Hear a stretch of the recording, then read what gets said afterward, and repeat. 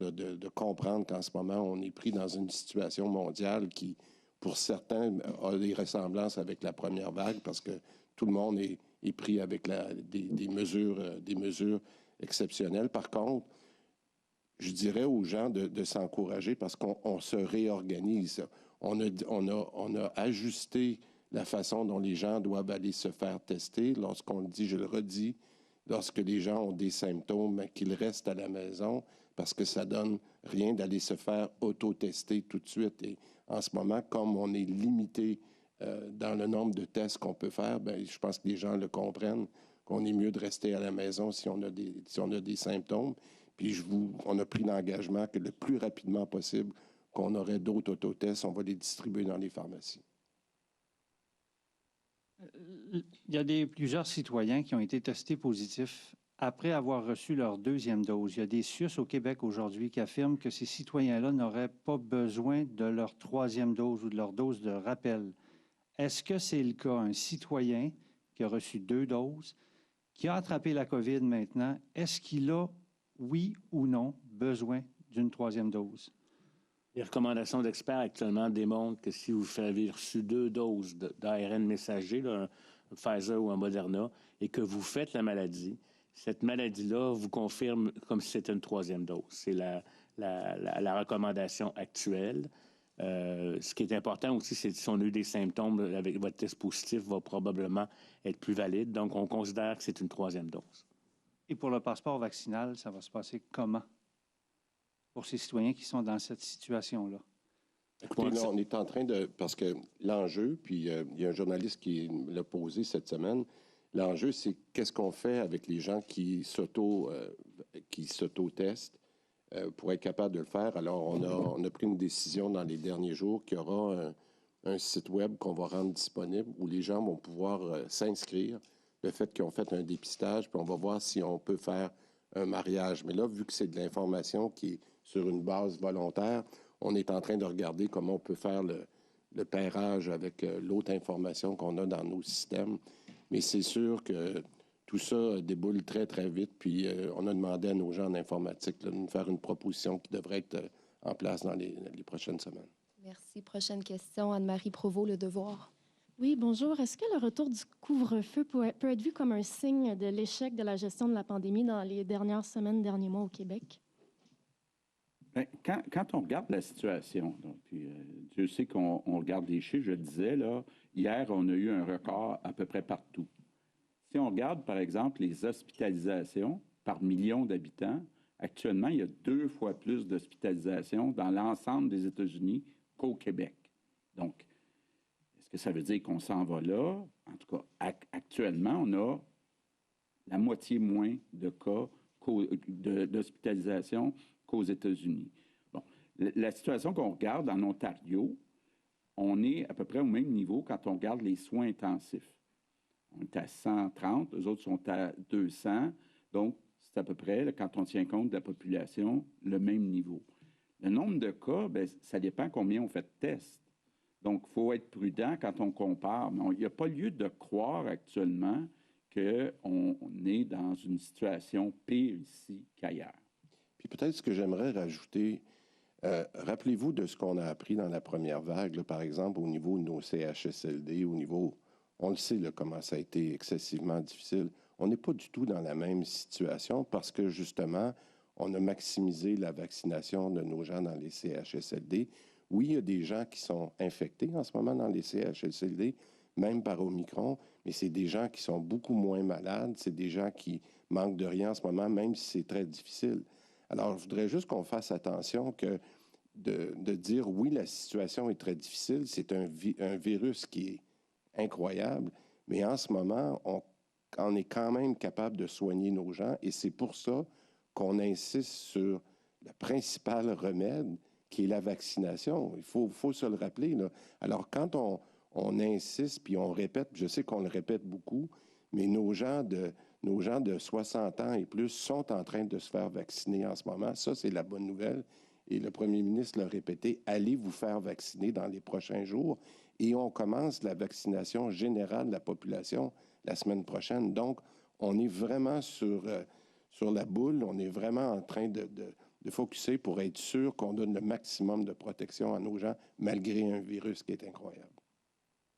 Sinon, je me demandais, y a-t-il aussi une question d'acceptabilité là, avec les nouvelles mesures qui pourraient être moins grandes cet hiver? Parce que, bon, là, les gens ont eu, la majeure partie des gens ont eu leurs 2 doses, il y a moins de décès, il y a la perception qu'Omicron est peut-être moins dangereux, il y a beaucoup de gens qui ont déjà été positifs, qui ont déjà eu le virus. Donc, est-ce que vous pensez que ça ne va pas nuire un peu à l'adhésion là, de la population aux mesures? Oui, mais en fait, regardez, là, on en connaît tous des gens dans les derniers jours là, qui se sont fait contaminer. Puis ce qui est décevant, puis je vais commencer par le côté négatif, ce qui est décevant, les gens se disent, j'ai eu 2 doses, puis je l'ai attrapé quand même. Mais on est beaucoup moins malade. Regardez, là, les gens, quand ils ont eu 2 doses, puis qui attrapent Omicron, ils se disent, dans le fond, là, j'en ai pour 2-3 jours, c'était difficile, puis ça passe. Ça, c'est la bonne nouvelle. C'est parce que vous vous êtes fait vacciner. Si vous n'étiez pas vacciné, vous auriez été probablement à l'hôpital, puis encore plus aux soins intensifs. Fait qu'il ne faut pas que les gens oublient ça. Maintenant, je le répète, ce que le premier ministre a dit, est-ce que vous aimez mieux être protégé à 30 pour Omicron ou vous aimez mieux être protégé à 75 ou 80 Parce que de passer à travers la maladie pendant 2-3 jours, c'est correct. Mais c'est quoi les conséquences à long terme que vous pouvez attraper de la maladie? C'est ça qu'il faut faire attention. Puis deuxièmement, quand vous avez la 3e dose, vous êtes beaucoup moins contagieux pour les autres. Alors oui, pensez à vous, vous allez être mieux protégé, mais pensez qu'avec la 3e dose, vous allez être moins contagieux si jamais vous l'attrapez. Et ça, pour vos proches, particulièrement dans le temps des fêtes et dans l'hiver où on est plus à l'intérieur, je pense que toutes les raisons du monde, d'aller se faire vacciner de la 3e dose, peu importe l'âge qu'on a. Merci, M. Dubé. On va passer au micro 2. Florence Morin-Martel, La Presse. Oui, bonjour. Compte tenu de la situation actuelle, comptez-vous repousser la 2e dose des 5 à 11 ans pour accélérer la 3e dose des 18 ans et plus et du personnel de la santé? Docteur Arruda, je vais vous laisser là-dessus. Non, très honnêtement, actuellement, là, les deux sont des priorités et on va s'organiser pour le faire. La capacité de Paré, M. Paré, excusez-moi, je ne vais pas l'insulter, M. Paré est en train de planifier les deux là, et on devrait véritablement arriver à faire la démarche. Oui, et au sujet des hospitalisations avec la COVID-19, il y a plusieurs qui sont des gens qui viennent à l'urgence pour autre chose puis qui apprennent qu'ils ont la COVID-19 une fois à l'hôpital. Est-ce qu'on est capable de quantifier le nombre de cas comme ça dans les chiffres quotidiens, estimer la durée moyenne du séjour de ces gens-là? Oui, ça, on est en train de le regarder parce c'est notre grande préoccupation parce que vous avez 2 questions. C'est est-ce que les 229 hospitalisations qu'on a eues aujourd'hui, c'est 229 personnes qui sont rentrées à l'hôpital à cause de la COVID. Je vous ai dit un peu plus tôt cette semaine qu'on pense qu'il y en a à peu près 25 qui sont rentrés à l'hôpital pour d'autres raisons. Je vous ai donné l'exemple d'une personne, une femme qui vient accoucher, et lorsqu'on la teste, elle est COVID. Elle n'est pas venue pour la COVID, mais elle est venue pour accoucher. On est en train d'essayer d'extraire ces cas-là. Donc ça, c'est une chose qu'on fait. C'est très difficile en ce moment, puis on a demandé à l'INSPQ de nous revenir, puis je ne sais pas si le docteur Arruda a eu, parce qu'on a tellement de questions ces temps-ci, mais on a demandé de dire que maintenant qu'on est beaucoup plus Omicron, puis qu'on est presque plus Delta dans les cas qui rentrent, quelle est la durée moyenne d'hospitalisation? Et ça, j'espère qu'on est capable d'avoir ça dans les prochains jours. Mais je vous rappellerai une statistique, là, puis les gens parce qu'on suit beaucoup ça, pas juste nous, mais les gens commencent à comprendre que c'est plus uniquement les cas, mais les hospitalisations. J'essaie d'encourager les gens pour être capables de suivre ça correctement. Ce qu'il faut regarder, c'est le nombre d'entrants. Le nombre d'entrants au niveau des hospitalisations, hier, il est à 229. Demain, il va être à 260. Ça veut dire qu'il rentre 260 personnes infectés, pour les raisons que j'ai dit tout à l'heure, il y en a peut-être 25 de trop, mais ils l'ont quand même.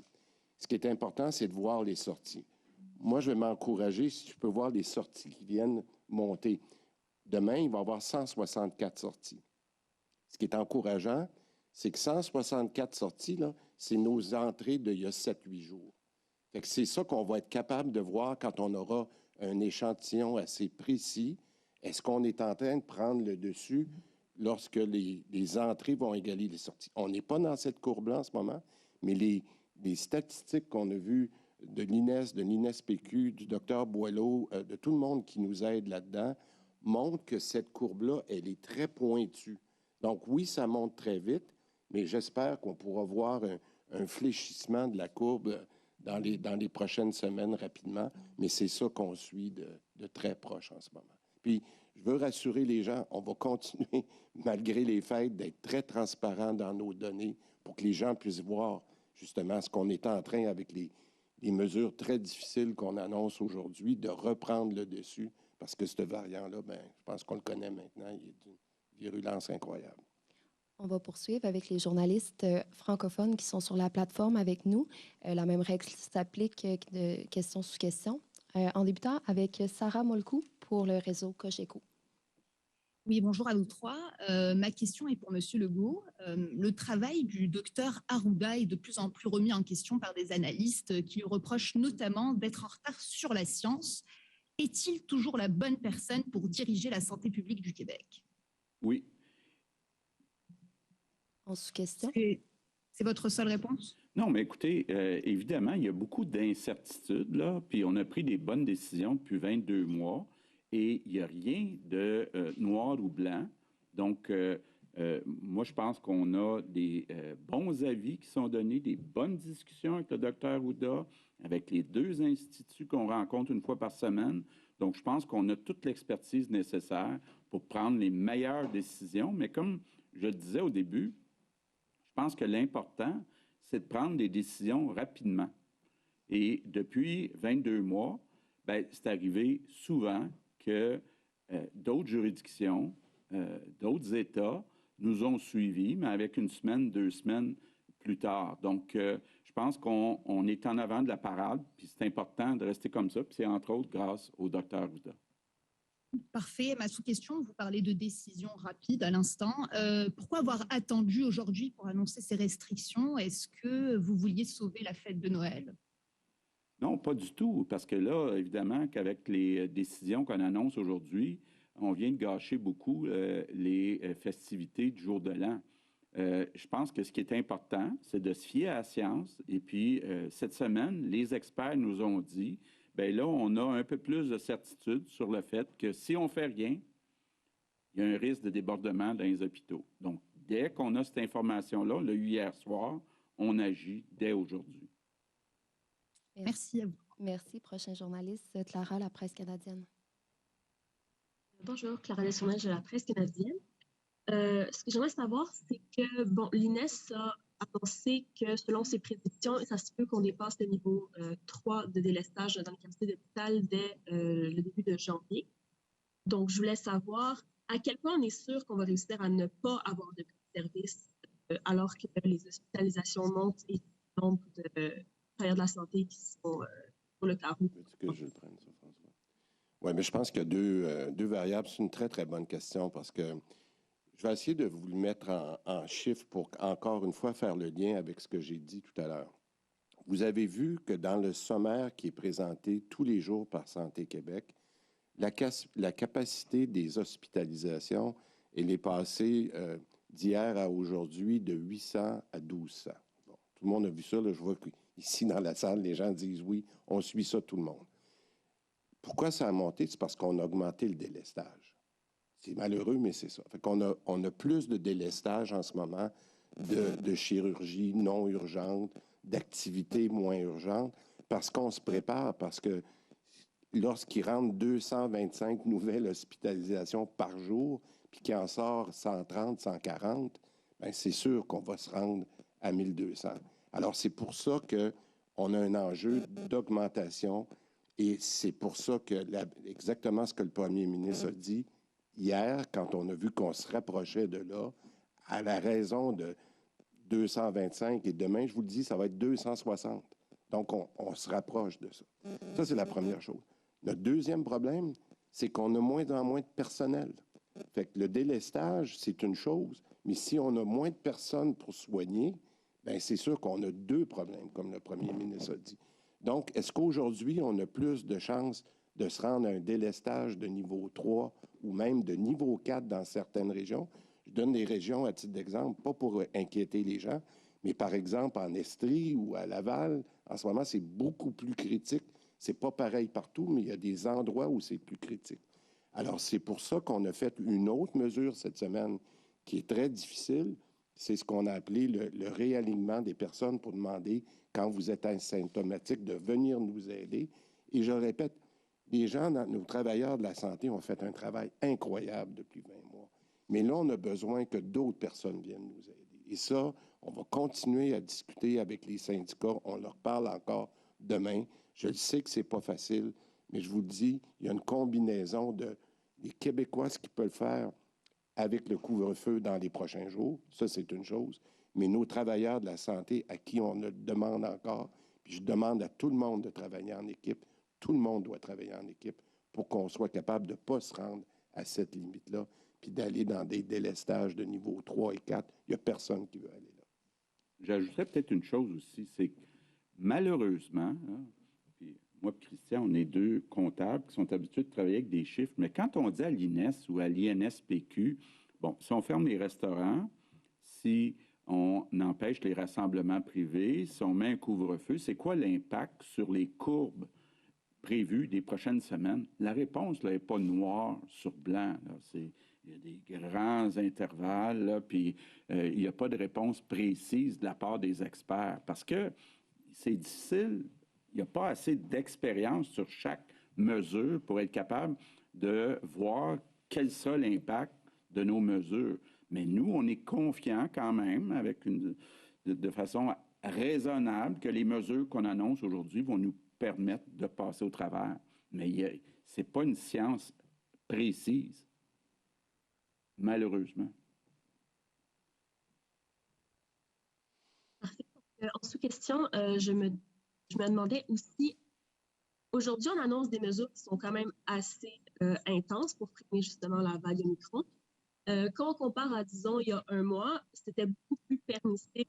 Donc, certaines personnes se demandent, est-ce que ça n'aurait pas été mieux de laisser moins de liberté un mois, il y a 2 mois, il y a 3 mois, pour aujourd'hui peut-être ne pas avoir besoin d'un couvre-feu, ne pas avoir besoin de tout ça?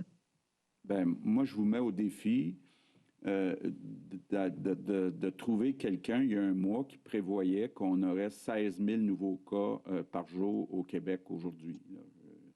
Je veux dire, à un moment donné, la situation évolue et on s'ajuste au fur et à mesure de l'évolution, puis on s'ajuste rapidement. Si vous me permettez, l'adhésion de la population est aussi associée à sa perception du risque. Je ne sais pas si vous comprenez, on parle beaucoup qu'il faut maintenir l'adhésion des gens, etc., qu'il faut les laisser vivre. Et donc, les gens n'auraient pas du tout aimé qu'on maintienne des mesures alors que les cas n'étaient pas élevés, qu'on était en contrôle de la situation. Il faut toujours prendre ça en considération. Comment le patient, la population, va recevoir notre recommandation. Il y a une chose que je veux dire aujourd'hui qui est importante, là.